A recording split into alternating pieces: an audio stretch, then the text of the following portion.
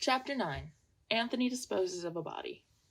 Anthony followed Virginia out of the room, smiling a little to himself. Events had taken quite an unexpected turn, but as he bent over the figure in the chair, he grew grave again. "He's still warm," he said sharply. "He was killed less than half an hour ago." "Just before I came in?" "Exactly." He stood upright, drawing his brows together in a frown. Then he asked a question of which Virginia did not at once see the drift. "Your maid has not been in this room, of course?" "No." "Does she know that you've been into it?" "Why, yes. I came to the door to speak to her." "After you'd found the body?" "Yes." "And you said nothing?" "Would it have been better if I had? I thought she would go into hysterics. She's French, you know, and easily upset. I wanted to think over the best thing to do." Anthony nodded but did not speak. "You think it a pity, I can see? Well, it was rather unfortunate, Mrs. Revel. If you and the maid had discovered the body together, immediately on your return, it would have simplified matters very much. The man would then definitely have been shot before your return to the house, whilst now they might say he was shot after, I see."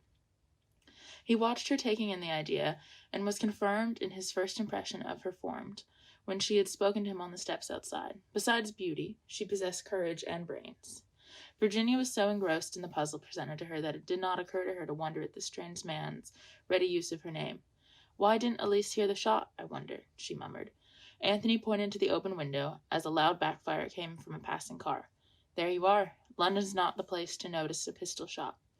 Virginia turned with a little shudder to the body in the chair. "He looks like an Italian," she remarked curiously. "He is an Italian," said Anthony. "I should say that his regular profession was that of a waiter. He only did blackmailing in his spare time. His name might very well possibly be Giuseppe." "Good heavens!" cried Virginia. "Is this Sherlock Holmes?" "No," said Anthony regretfully. "I'm afraid it's just plain or garden cheating. I'll tell you all about it presently. Now, did you say this man showed you some letters and asked for your money?"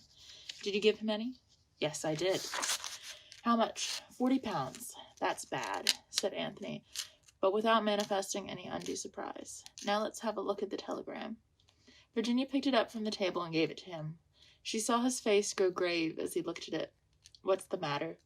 He held it out, pointing silently to the place of origin. "Barnes," he said, "and you were at Rayline this afternoon. What's to prevent you having sent it off yourself?" Virginia felt fascinated by his words. It was as though a net was closing tighter and tighter around her. He was forcing her to see all the things which she had felt dimly at the back of her mind. Anthony took out his handkerchief and wound it round his hand. Then he picked up the pistol. "We criminals have to be so careful," he said apologetically. "Fingerprints, you know." Suddenly she saw his whole figure stiffen. His voice, when he spoke, had altered. It was terse and curt. "Mrs. Revel," he said, "have you ever seen this pistol before?" "No," said Virginia wonderingly. "Are you sure of that?" "Quite sure." "Have you a pistol of your own?" "No." "Have you ever had one?" "No, never." "Are you sure of that?" "Quite sure." He stared at her steadily for a minute, and Virginia stared back in complete surprise at his tone. Then, with a sigh, he relaxed. "That's odd," he said. "How do you account for this?" He held out the pistol. It was a small, dainty article, almost a toy, though capable of doing deadly work. Engraved on it was the name Virginia. "Oh, it's impossible!" cried Virginia. Her astonishment was so genuine that Anthony could but believe in it. "Sit down," he said quietly. "There's more in this than there seems to be first go off. To begin with, what's our hypothesis? There are only two possible ones. There is, of course, the real Virginia of the letters. She may have somehow or other tracked him down, shot him, and dropped the pistol, stolen the letters, and taken herself off. That's quite possible, isn't it?" "I suppose so," said Virginia unwillingly. "The other hypothesis is a good deal more interesting. Whoever wished to kill Giuseppe wished also to incriminate you. In fact, that may have been their main objective.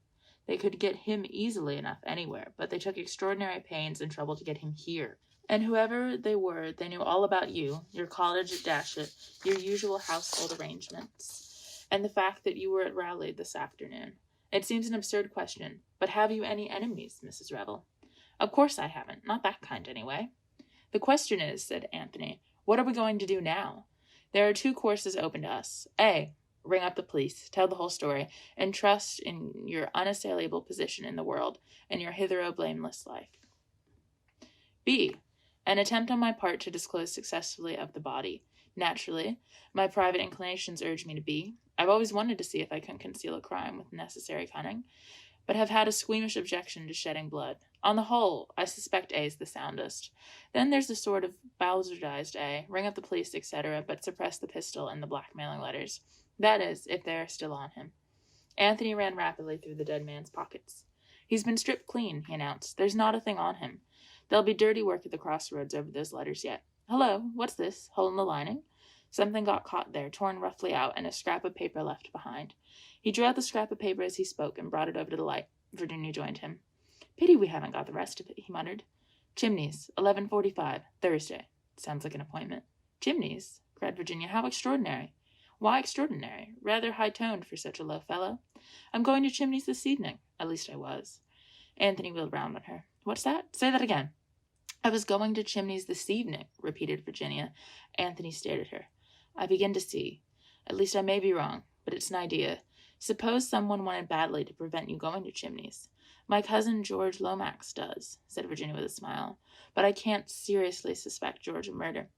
Anthony did not smile. He was lost in thought.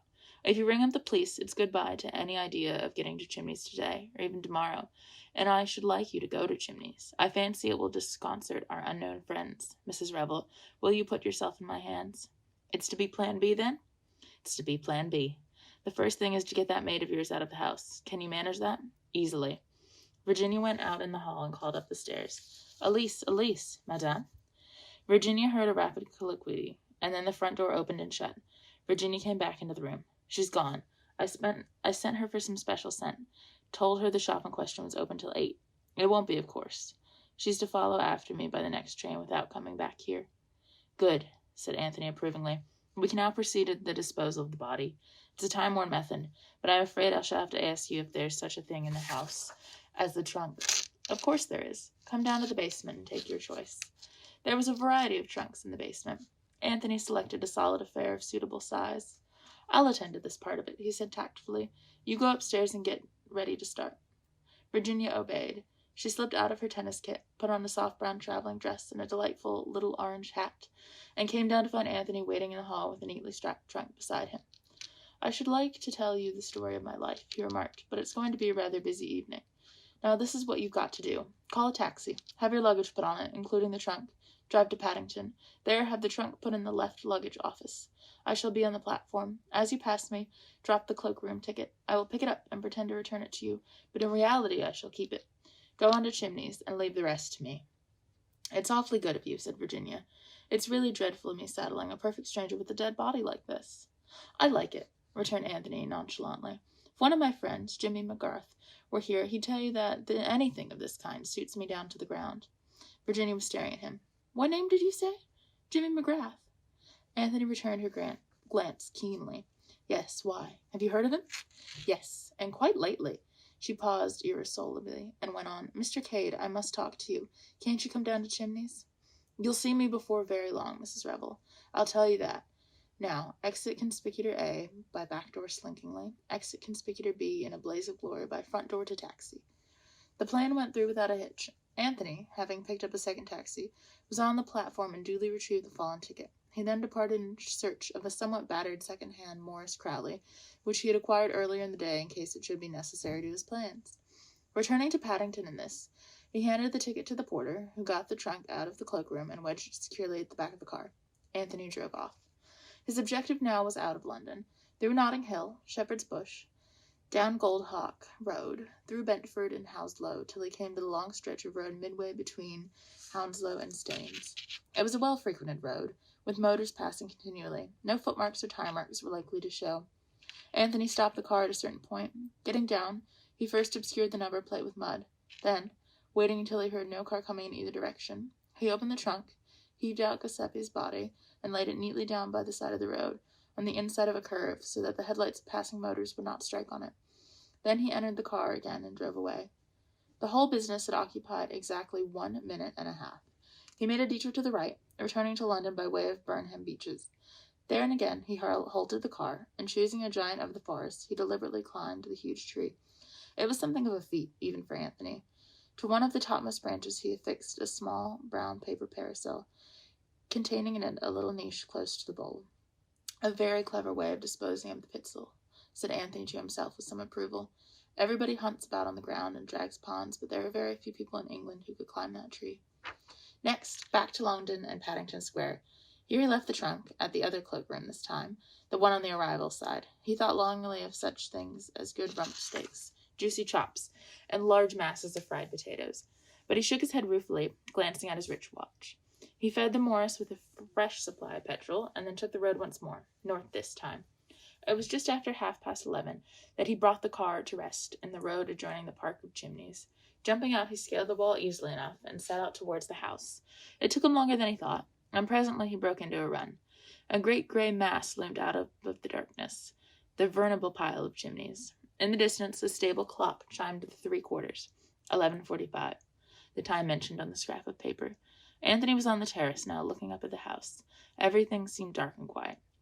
They go to bed early, these politicians, he murmured to himself, and suddenly a sound smote upon his ears, the sound of a shot. Anthony spun round quickly. The sound had come from within the house, he was sure of that. He waited a minute, but everything was still as death. Finally, he went up to one of those long French windows, from where he judged the sound that had startled him had come. He tried the handle. It was locked.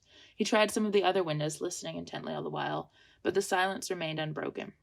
In the end, he told himself that he must have imagined the sound, or perhaps mistaken a stray shot coming from a poacher in the woods. He returned and retraced his steps across the park, vaguely dissatisfied and uneasy. He looked back at the house, and whilst he looked, a light sprang up in one of the windows on the first floor. In another minute, it went out again, and the whole place was in darkness once more.